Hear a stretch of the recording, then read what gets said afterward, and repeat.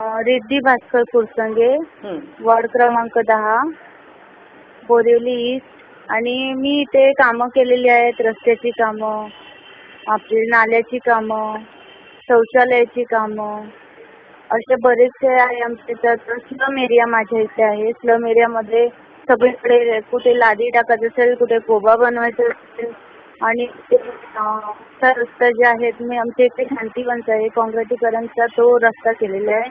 एक अभिनगरचा मोठा रस्ता तो केलेला आहे. आणि स्लम एरियामधले अर्ध्यापेक्षा जास्त सगळे रस्ते बनवलेले आहेत. आणि शौचालय सगळे तुटलेले अवस्थेमध्ये होते, बरोबर नव्हते, ते सगळे नवीन शौचालय बनवलेले आहेत मी. आणि बरेच असे असतात, माझे नेहमी कामं चालूच असतात एरियामध्ये. कोणाला पाण्याचं असेल, कसलं असेल, सगळे कामं नेहमी चालू असतात माझे.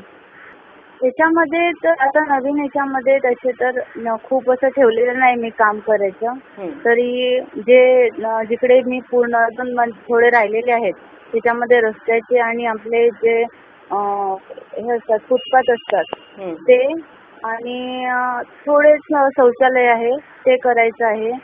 आणि असे आता भरपूर असे आहेत तर जे नवीन नवीन काय काय ते करायचं आहे माझ्या वॉर्डमध्ये मला. ठीक आहे.